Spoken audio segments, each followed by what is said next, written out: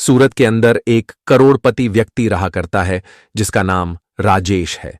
राजेश, जो कि कई कंपनियों का मालिक है, उसने अपनी सारी कंपनियों पर मैनेजर रखे हैं। जो मैनेजर पूरा लेखा जोखा उसे घर पर ही दिखा दिया करते हैं, यानी कि रुपए पैसों को लेकर उसके पास कोई भी दिक्कत नहीं है। अच्छी तरह से उसका समय व्यतीत हो रहा है। वह घर पर अपने परिवार के साथ रहा करता है। उसका एक लड़का है जिसकी उम्र 16 साल है। एक दिन सुबह सुबह वह अपने घर के गार्डन में बैठकर अखबार पढ़ रहा था और साथ में चाय की चुस्कियां ले रहा था। तभी अचानक से उसके बेटे का एक दोस्त उससे मिलने के लिए आता है। राजेश बैठा बैठा अपने बेटे और उसके दोस्त को देख रहा था। देखने के बाद उसे अपने एक दोस्त की याद आ जाती है। इसके बाद राजेश अपने दोस्त से मिलने का फैसला करता है और घर के अंदर जाकर अपनी पत्नी से सामान पैक करने के लिए कहने लगता है। वह कहता है कि हमें अपने दोस्त से मिलने के लिए जाना है। तो उसकी पत्नी उससे पूछने लगती है कि कौन सा दोस्त और किससे तुम मिलने जा रहे हो। वह कह देता है कि मैं अपने दोस्त मोहनलाल से मिलने के लिए जा रहा हूं। इस नाम को सुनते ही उसकी पत्नी एकदम से इस बात के लिए तैयार हो जाती है और कहने लगती है कि ठीक है, मैं सामान पैक कर लेती हूं और हम दोनों चलेंगे उनसे मिलने के लिए। पत्नी सामान पैक करने लगती है, लेकिन तभी राजेश बाहर आता है और बाहर आकर अपने बेटे से भी तैयार होने के लिए कहने लगता है। अब बेटा पूछता है कि पिताजी, हम कहाँ जा रहे हैं? तो वह कहता है कि एक खास आदमी है और उससे तुम्हें मिलाना है। इस बात को सुनकर बेटा कहने लगता है कि पिताजी, आप चले जाओ। लेकिन पिता कहता है कि नहीं बेटा, तुम्हारा उससे मिलना जरूरी है। इसके बाद बेटा भी अपने पिता के साथ जाने के लिए तैयार हो जाता है और सभी लोग तैयार होकर वहां से निकलने लगते हैं। धीरे धीरे सफर तय होता है और सफर तय करने के बाद वे लोग सीधा बिहार पहुंच जाते हैं। अब बिहार आने के बाद राजेश वहीं की एक नजदीकी बैंक में जाता है और बैंक से लगभग 10 से 12 लाख निकाल लेता है। 10-12 लाख निकालकर वह अपनी गाड़ी में बैठता है और गाड़ी में बैठने के बाद इस सफर को दोबारा से तय करने लगता है। अब जैसे ही बेटा देखता है कि पिता ने ढेर सारे पैसे निकाले हैं, तो वह उससे पूछने लगता है कि पिताजी, आपने इतने सारे पैसे क्यों निकाले हैं? इस बात को सुनकर पिता मुस्कुराने लगता है और कहने लगता है कि बेटा, इन पैसों की जरूरत है। किसी का मुझ पर कर्ज है और उस कर्ज को मुझे चुकाना है। अब यह बात बेटे को बिल्कुल भी हजम नहीं होती है, क्योंकि उसके पिता काफी रुपए पैसे वाले थे, तो उनके ऊपर किसी का कर्ज होना बिल्कुल भी पॉसिबल नहीं था। वह कहने लगता है कि पिताजी, आप क्यों मेरी टांग खिंचाई कर रहे हो? आपके ऊपर भला किसका कर्ज है? तो वह कहने लगता है कि ठीक है बेटा, अगर ऐसी बात है तो मैं तुम्हें एक छोटी सी कहानी सुनाता हूं। उस कहानी को सुनने के बाद बताना कि मुझ पर कर्ज है या नहीं। तो बेटा भी इस कहानी को सुनने के लिए उत्सुक हो जाता है और मां इस बात को देखकर समझ गई थी कि अब उसका पति अपने बेटे को कौन सी कहानी सुनाना चाहता है। इसी वजह से गाड़ी में बैठी बैठी वह मुस्कुराती रहती है। पिता अपने बेटे को कहानी सुनाने लगता है। वह कहता है कि बेटा, समय था 1990 का। 1990 के दशक में हम लोग बिहार के अंदर रहा करते थे और मेरी शादी होने वाली थी। लेकिन मेरा एक दोस्त था जिसका नाम था मोहनलाल। मोहनलाल की पहले ही शादी हो चुकी थी और उसको 2 बच्चे भी थे, एक लड़का और एक लड़की। बड़ा लड़का था और छोटी लड़की थी। वैसे तो मेरा नाम याश है, लेकिन मेरे दोस्त मोहनलाल और उसकी पत्नी मुझे प्यार से नन्हे नन्हे कहा करते थे और मुझे छोटे भाई की तरह प्यार दिया करते थे। सब कुछ अच्छी तरह से चल रहा था। मैंने पढ़ाई लिखाई कर ली थी और मैं किसी रोजगार को ढूंढ रहा था कि मुझे कोई अच्छा सा रोजगार मिल जाए जिससे मैं अपनी जिंदगी को अच्छी तरह से व्यतीत कर सकूं। उसी दौरान हमारे अड़ोस पड़ोस वाले मेरी शादी की चिंता करने लगते हैं, क्योंकि मेरे माता पिता तो मुझे बचपन में छोड़कर चले गए थे। उसके बाद से मैं इधर उधर अड़ोस पड़ोसियों के यहीं पर टाइम बिताया करता था, लेकिन सबसे ज्यादा मैं मोहनलाल के यहां पर टाइम बिताया करता था। वह मेरा अच्छे से ख्याल रखा करता और बड़े भाई की तरह मुझे हर बात को समझाया करता। अब जब अड़ोस पड़ोस वाले शादी के लिए कहते हैं तो मैं भी अपनी शादी करा लेता हूं। लेकिन शादी के बाद मुसीबतें आनी स्टार्ट हो जाती हैं, क्योंकि शादी के बाद अब मैं अकेला तो रह नहीं गया था। मुझे घर बसाना था। घर के अंदर घर को चलाने के लिए पैसे चाहिए और मेरे पास बिल्कुल भी पैसे नहीं थे। मैं इन्हीं सभी बातों से बहुत ज्यादा परेशान रहा करता। जब भी मैं मोहनलाल से इन बातों को किया करता तो वह कुछ न कुछ सहारा मुझे दे दिया करता और कहा करता कि तू चिंता मत कर, मैं हूं तेरे साथ। इन सभी बातों से मैं काफी ज्यादा परेशान हो गया था और अब मुझे कुछ बड़ा करना था। इसीलिए मैं सोचता हूं कि मैं कहीं बाहर चला जाऊं और वहां पर रहकर मेहनत मजदूरी करके अपना भरण पोषण करूं। मैं बाहर जाना चाहता था, लेकिन बाहर जाने के लिए भी पैसे लगते हैं और मेरे पास बिल्कुल भी पैसे नहीं थे। इसके बाद लगभग 1992 में मैं अपने दोस्त मोहनलाल के पास जाता हूं। वहां पर उनकी पत्नी शारदा भी बैठी हुई थी और हम दोनों पति पत्नी उनसे बातें करने लगते हैं। बातों ही बातों में मैं उसे बता देता हूं कि यार, मुझे बाहर जाना है और बाहर जाने के लिए मुझे कुछ पैसों का इंतजाम करना है। मैं उनसे कहता हूं कि यार, ऐसा कर, मेरी जमीन को बिचवा दे और उससे मुझे जो भी पैसे मिलेंगे उन पैसों से मैं अपना रोजगार चलाऊंगा। लेकिन तभी मोहनलाल और उसकी पत्नी कहने लगते हैं कि अरे, ऐसी कौन सी बात हो गई जो तू जमीन को बेचने की बात कर रहा है? और वैसे भी उस समय जमीनों का इतना भाव नहीं था, जमीनों को कोई लेकर भी राजी नहीं था। तो इसी वजह से वे लोग कहने लगते हैं कि तुम चिंता मत करो, तुम्हें कितने पैसे चाहिए? तो मैं उनको बताता हूं कि लगभग 10,000 रुपये का इंतजाम हो जाए तो बहुत ही अच्छी बात है। उन पैसों से मैं अपना रोजगार चला सकता हूं। इसके बाद अपनी पत्नी के कुछ जेवर उसके पास रखे हुए थे। उन जेवरों को लेकर वह एक सुनार के पास जाता है और वहां पर 10,000 रुपये में उन जेवरों को गिरवी रख देता है और जो पैसे उसे मिलते हैं उन पैसों को लाकर मेरे हाथ में थमा देता है। अब मैं जैसे ही अपने हाथ में पैसे देखता हूं तो अपने दोस्त से पूछने लगता हूं कि कहां से लेकर आए हो? तो वह बता देता है कि इस तरह से तुम्हारी भाभी के जेवर मैंने गिरवी रख दिए हैं और बाद में मैं पैसा कमाकर उन्हें छुड़ा लूंगा। तुम किसी भी तरह की चिंता मत करो और अपनी जिंदगी को अच्छी तरह से व्यतीत करो। ये तुम्हारे पास पैसे हैं और इन पैसों को तुम्हें कभी भी देने की जरूरत नहीं है। मैं तुम्हारा दोस्त हूं और इतना हक तो मेरा बनता ही है। ऐसा कहकर उसने मुझे पैसे दे दिए और पैसे देकर वहां से जाने के लिए कह दिया। उसके बाद मैं अपनी पत्नी को लेकर वहां से सीधा सूरत आ जाता हूं और सूरत में आकर छोटा मोटा काम करने लगता हूं। उस काम में मैं दिन रात मेहनत करता हूं और मेहनत करने के बाद मेरा जो काम है वह अच्छी तरह से चलने लगता है। धीरे धीरे समय बीतता है और समय के साथ साथ मेरी बहुत बड़ी बड़ी कंपनियां बन जाती हैं, जिन कंपनियों को आजकल तुम देखा करते हो। मैं ढेर सारी तरक्की करने लगता हूं, लेकिन इन तरक्कियों के दौरान मैं अपने दोस्त को बिल्कुल ही भूल गया कि इस काम को चालू करने के लिए उसने मुझे पैसे दिए थे। अब जैसे ही उस दिन मैं बाहर बैठकर चाय पी रहा था और तेरा दोस्त मुझसे मिलने के लिए आया था, तो एकदम से तेरे दोस्त को देखकर मुझे अपने दोस्त की याद आ गई। उसके बाद मैंने फैसला किया उससे मिलने का। तो ये जो पैसे मैंने निकाले हैं, ये पैसे उसी के 10,000 रुपये के बदले निकाले हैं। इन पैसों को उन्हें दूंगा और कहूंगा कि ये तेरे ही पैसे हैं जो तूने मुझे दिए थे। इस बात को सुनकर बेटा एकदम से एक्साइटेड हो जाता है और कहने लगता है कि पिताजी, आपने इस बात के बारे में मुझे पहले क्यों नहीं बताया? तो पिता कहने लगता है कि बेटा, तुम्हें कैसे बताते? हम इन बातों को पूरी तरह से भूल चुके थे, क्योंकि फिलहाल अब तक इन बातों को 20 साल हो चुके थे। 1992 में राजेश बिहार को छोड़कर सूरत गया था, लेकिन फिलहाल समय था 2012 का। पिता कहता है कि नहीं, कोई हमारा संबंध उस गांव के अंदर रहा करता है, जिसकी वजह से हमें उस गांव की याद आती रहती। तो इस बात को सुनकर जो बेटा होता है वह भी उस मोहनलाल जी से मिलने के लिए एक्साइटेड हो जाता है। वह देखना चाहता है अपने पिता के उस दोस्त को, जिस दोस्त की वजह से आज वे लोग इतनी अच्छी जिंदगी जी रहे हैं। धीरे धीरे सफर तय होता है और सफर तय करने के बाद लगभग शाम के समय वे लोग उस घर के पास पहुंच गए थे।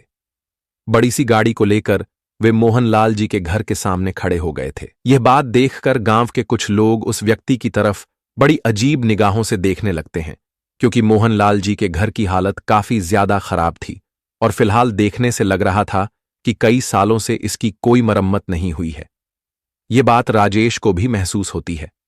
इसके बाद वह अपनी गाड़ी से उतरता है और सीधा उस घर के अंदर जाने लगता है। गांव का माहौल था तो घर का दरवाजा खुला हुआ था।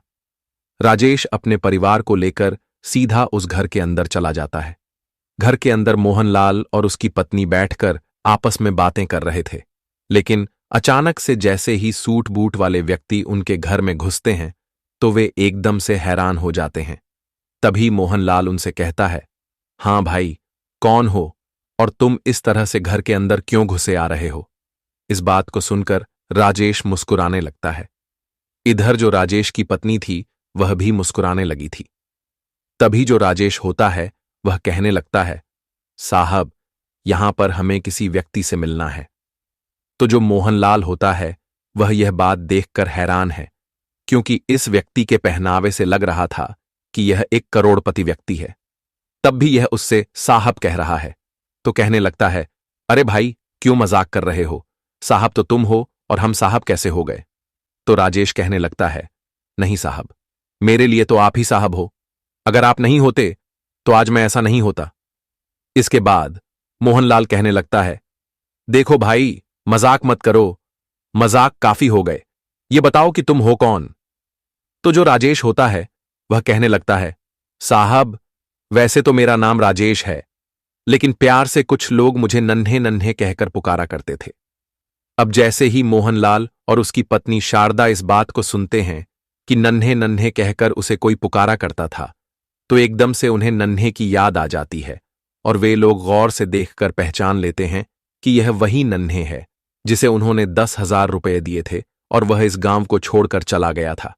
तो एकदम से जो मोहनलाल जी होते हैं उनकी आंखों से आंसू टपकने लगते हैं और वह भागकर एकदम से नन्हे को गले लगा लेते हैं। कहते हैं, अरे नन्हे, तू तो पूरा बदल गया और देखने से बिल्कुल भी पहचान में नहीं आ रहा है। अब जब मोहनलाल गले लगता है राजेश से, तो राजेश की आंखों में भी आंसू आने लगते हैं और वह भी फूट फूट कर रोने लगता है। अब जैसे ही माहौल थोड़ा सा शांत होता है, तो उसके बाद जो राजेश की पत्नी होती है वह एकदम से मोहनलाल जी के पैर छूने लगती है। अब गांव के कुछ लोग यह सब कुछ देखकर चौंक गए थे और वे घर के अंदर ताक झांक कर रहे थे। जैसे ही वे देखते हैं कि कोई करोड़पति व्यक्ति गाड़ी में बैठकर इनके घर पर आया है और उसके बाद उसकी पत्नी इन गरीब लोगों के पैर छू रही है, तो वे लोग भी हैरान हो जाते हैं और घर की दीवारों से कान लगाकर सुनने लगते हैं। तभी जो मोहनलाल जी की पत्नी होती है वह कहने लगती है, अरे, इसी तरह से खड़े खड़े बात करोगे या इन्हें बैठने के लिए भी कहोगे? इसके बाद जो मोहनलाल जी होते हैं वे सभी को बिठाते हैं और बिठाने के बाद उनसे हालचाल पूछने लगते हैं। तो जो राजेश होता है वह मोहनलाल जी को अपने बारे में पूरी बातें बताता है और कहता है, गुजरात के सूरत में मेरी बहुत बड़ी बड़ी कंपनियां हैं और वहां पर रहकर मैं बहुत अच्छी जिंदगी जिया करता हूं, लेकिन तुम बताओ, तुम्हारा क्या हालचाल है और यह आप लोगों ने अपना क्या हाल बना रखा है? इस बात को सुनकर मोहनलाल और उसकी पत्नी एकदम से खामोश हो जाते हैं और उनके चेहरे पर मायूसी साफ साफ दिखाई देने लगती है। तभी जो राजेश होता है वह मोहनलाल का हाथ अपने हाथ पर रखता है और कहता है, दोस्त, तू बेशक मेरा दोस्त है, लेकिन तू मेरे लिए बड़े भाई से कम नहीं है, क्योंकि शायद अगर तू मेरी उस टाइम पर मदद नहीं करता तो मैं इतना बड़ा व्यापारी नहीं बन पाता और मेरे इतने इतने बड़े बिजनेस नहीं हो पाते। अगर तुम्हें किसी भी तरह की कोई समस्या है तो तुम बेझिझक होकर मुझे बता सकते हो। आखिर क्या हुआ ऐसा जो तुम्हारी हालत ऐसी है?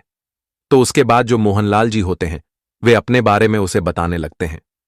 कहते हैं, जब तू यहां से चला गया था तो हमने 10,000 रुपये तुझे दे दिए थे।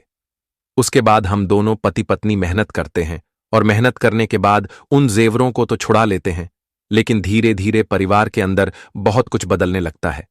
मेरी तबीयत खराब होने लगती है, बच्चे बड़े होने लगते हैं, उनकी पढ़ाई लिखाई का खर्चा और साथ में बेटी जवान होने लगती है। धीरे धीरे मैं बीमार रहने लगा। बीमारी के कारण मुझसे कमाने के लिए नहीं जाया जाता है। मेरा बेटा, जो कि बाहर मेहनत मजदूरी किया करता है और मेहनत मजदूरी करने के बाद परिवार की आर्थिक स्थिति को मजबूत करना चाहता था, लेकिन कैसे भी कर ले, इतना पैसा वह कहां से जोड़ सकता है? जो भी पैसे वह कमाया करता है उन पैसों से घर का खर्च चला करता है और साथ में मेरी बीमारी का इलाज भी हुआ करता है। मैंने अपनी बेटी को उसके मामा के यहां पर छोड़ रखा है ताकि घर का खर्च कुछ कम हो सके। इन बातों को बताते हुए मोहनलाल जी एक बार फिर से फूट फूट कर रोने लगते हैं और उनकी पत्नी शारदा की आंखों में भी आंसू आ जाते हैं। तो राजेश और उनकी पत्नी दोनों उनको संभालते हैं और उसके बाद उस ब्रीफकेस को, जिस ब्रीफकेस के अंदर ढेर सारे रुपए थे, उनके सामने रखते हैं और कहते हैं, देखो, मैं तो तुम्हारा कर्ज चुकाने के लिए तुम्हारे पैसों को लेकर आया था, लेकिन लगता है अब तुम्हें इनकी कोई भी जरूरत नहीं है। इसके बाद मोहनलाल कहने लगता है, अरे भाई, मैंने तुमसे कह तो दिया था कि यह कोई कर्ज नहीं है, यह तो हमारा प्यार है जो हमने तुम्हारे लिए किया था। वो लोग इसी तरह की बातें कर रहे थे और तभी यहां पर जो मोहनलाल जी होते हैं, उनका बेटा आ जाता है, जो कि अब तक मजदूरी कर रहा था। इसके बाद जैसे वह घर के अंदर इन लोगों को बैठे देखता है तो एकदम से हैरान हो जाता है। तभी मोहनलाल जी अपने बेटे को इशारा करते हैं और उसे अपने पास बुलाकर बिठा लेते हैं। वह राजेश से कहते हैं, राजेश, यह है मेरा बेटा, जो कि मेहनत मजदूरी करके अपने परिवार की आर्थिक स्थिति को मजबूत करना चाहता है। तो राजेश मोहनलाल जी के बेटे से पूछने लगता है, बेटा, तुम क्या किया करते हो? तो वह कहता है, अंकल जी, पढ़ाई लिखाई तो की थी, लेकिन परिवार की कंडीशंस की वजह से मुझे मेहनत करना ही अच्छा लगा, तो मैं मेहनत किया करता हूं और साथ में गवर्नमेंट जॉब की तैयारी भी कर रहा हूं। इस बात को सुनकर राजेश उसे शाबाशी देता है और कहता है, बेटा, मेहनत करते रहो, मेहनत का फल हमेशा मीठा होता है। तो जो मोहनलाल का बेटा होता है, वह अपने पिता से इन सभी चीजों के बारे में पूछना चाहता है कि यह लोग कौन हैं और यहां पर ये क्या कर रहे हैं। यह भाव उसके चेहरे पर साफ साफ दिखाई दे रहे थे। राजेश इन भावों को पढ़ लेता है और तभी वह मोहनलाल के बेटे को बता देता है, बेटा, मैं जानता हूं कि तुम क्या जानना चाहते हो और जो कुछ भी तुम जानना चाहते हो, उन सभी चीजों के जवाब तुम्हें मिल जाएंगे, लेकिन उससे पहले तुम्हें मेरे साथ चलना होगा। इसके बाद राजेश उठने लगता है, लेकिन तभी मोहनलाल कहता है, कहां ले जा रहे हो तुम इसे? तो वह कहता है, मेरी बीवी बच्चे यहीं पर हैं, तो चिंता मत कर, तेरे बच्चे को किडनैप नहीं करूंगा, बस मुझे इससे कुछ काम है। ऐसा कहकर वह मोहनलाल के बेटे को अपने साथ बैठा लेता है और वहां से गाड़ी लेकर चल देता है।